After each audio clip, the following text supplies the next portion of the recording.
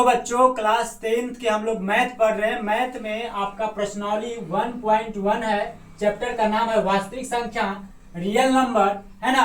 आइए देखिए, इसमें सबसे पहले जो हम लोग पढ़ेंगे ये है आपका सहअभाज्य संख्या। सहअभाज्य संख्या कहते किसको है? बहुत इजी है और बहुत सरल भाषा में आपका लिखा गया है। तो सहअभाज्य संख्या ऐसी दो संख्याएं जिनका मसह कितना होता है? एक होता है। यानी कि ऐसी दो संख्या लेना है और जिसका मसह कितना हो जाए? एक हो जाए। तो जिसका मसह एक होगा प्यारे, उसको हम लोग क्या बोलोगे? तो उसको हम लोग बोलोगे सहअभाज्य संख्या। क्या बोलोगे? सहअभाज्य संख्या। यानी कि वैसी दो संख्याएं जिसका मसह कितना आए? एक आए। जिसका मसह एक आएगा, है ना, जिसका मसह एक आएगा उसको हम लोग क्या बोलेंगे?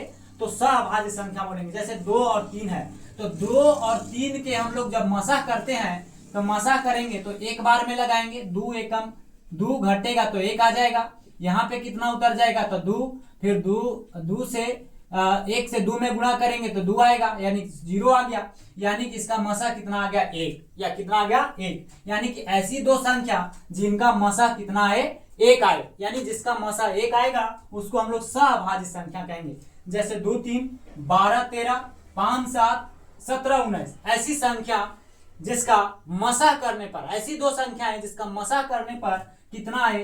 तो 1 आए। तो ऐसी संख्या को हम लोग बोलते हैं सहअभाज्य संख्या, जो कि वेरी वेरी वेरी इंपॉर्टेंट है। आइए अगला बात हम लोग देखते हैं, 9वां।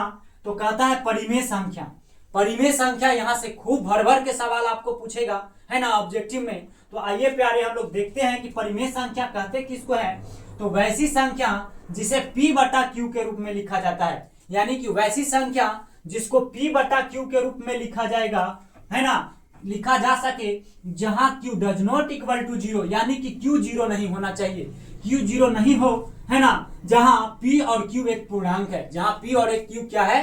पूर्णांक है। उसको हम लोग परिमेय संख्या कहते हैं। यानी आप कह सकते हो कि वैसी संख्या जिसे P बटा Q के रूप में लिखा जाता है ना, जहां Q does not equal to 0 हो और जहां P और Q एक पूर्णांक है, तो ऐसी संख्या को हम लोग परिमेय संख्या कहते हैं।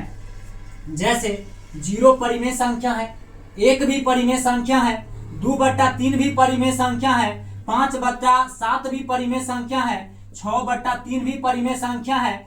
कहोगे कैसे? तो इसको हम लोग P बटा Q के रूप में लिख सकते हैं। बात समझे? यानी अंश और हर के रूप में। बात को छोड़िए मत, आइए देखिए यहाँ पे 2 बटा 3 यानी P बटा Q के रूप में लिख रहे हैं। आप कहोगे कि सर एक तो आप बट्टा में इसको कुछ नहीं है, तो क्या एक परिमेय संख्या है? हाँ, एक परिमेय संख्या है। जब किसी भी अंक के बट्टा में कुछ न लगा हो तो उसके बट्टा में एक छुपा रहता है प्यारे।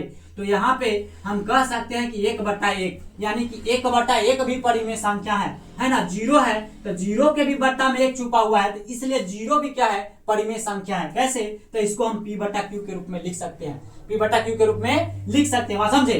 तो जिसको हम लोग P बटा Q के रूप में लिखेंगे वो परिमेय संख्या होगा। बात समझे कि नहीं? है ना। तो 0 भी परिमेय संख्या है, 1 भी परिमेय संख्या है, 5 भी परिमेय संख्या है। और परिमेय संख्या क्या कह रहा था? PQ पूर्णांक।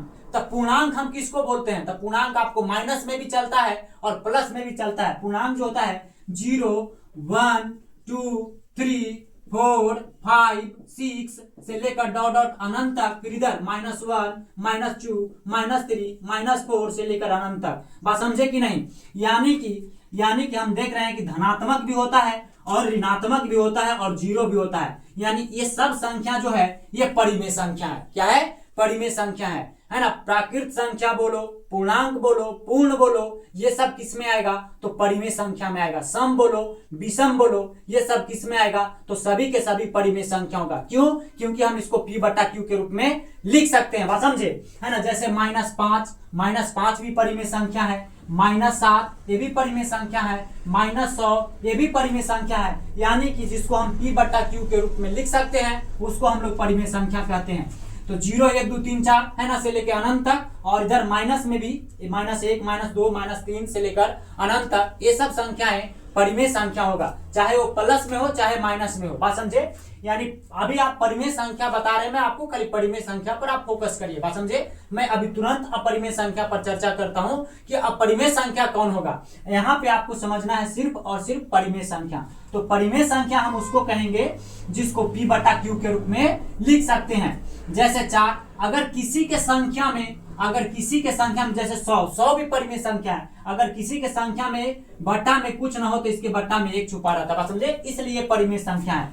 अगर हम यही अगर हम आपसे ये कहें कि 100 बट्टा में 0, 100 बट्टा में 0, तो ये मेरे परिमेय संख्या नहीं है मेरे दोस्त, यानी कि Q 0 नहीं होना चाहिए। यहाँ पे Q 0 नहीं बोला था, यानी Q 0 होगा तो वैसी संख्या को हम लोग परिमेय संख्या नहीं कहेंगे, बात समझे।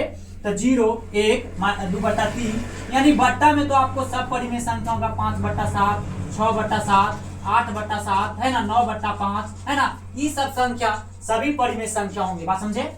और एक बात आपको क्या समझना है, तो वैसी संख्या जिसका वर्गमूल पूरा निकले, यानी जिसका एक पूर्ण वर्ग हो, है ना, तो पूर्ण वर्ग होगा उसको परिमेय संख्या कहेंगे। जैसे √4 का वर्गमूल पूरा निकल जाता है। सर कहोगे इसका वर्गमूल पूरा कितना आएगा, 2।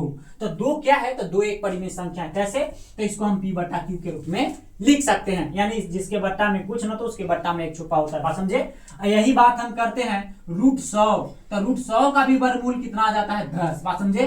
√81 का वर्गमूल कितना आ जाएगा, 9, यानी कि जिसका वर्गमूल पूरा निकल जाए, यानी जिसका एक पूर्ण वर्ग हो उसको हम लोग परिमेय संख्या कहते हैं, बात समझे, है ना। तो जिसका एक पूर्ण वर्ग होगा उसको परिमेय संख्या कहोगे, बात समझे कि नहीं समझे। जैसे आपका हो गया √4 हो गया, है ना, √4 हो गया, √9 हो जाएगा, √25 हो जाएगा, √16 हो जाएगा, है ना, रूट कितना हो जाएगा आपका 36 हो जाएगा, है ना। तो इस तरह से हम कह सकते हैं जिसका एक पूर्ण वर्ग होता है उसको हम लोग परिमेय संख्या कहते हैं, बात समझे, यानी जिसका पूर्ण वर्ग होगा उसको परिमेय संख्या कहेंगे। एक बात और समझना है आपको परिमेय संख्या में, जैसे आपको 0.2 मिल जाए, 0.3 मिल जाए, 0.47 मिल जाए, है ना, तो ऐसी संख्या को भी हम परिमेय संख्या कहते हैं। वो कैसे बच्चा जी, तो इसको हम लोग P बट्टा Q के रूप में लिख सकते हैं। अगर पॉइंट हटाते हैं हम लोग, तो पॉइंट हटाने के मतलब क्या होता है, ऊपरे के संख्या के 2 लिखेंगे, ऊपरे 2 बचेगा,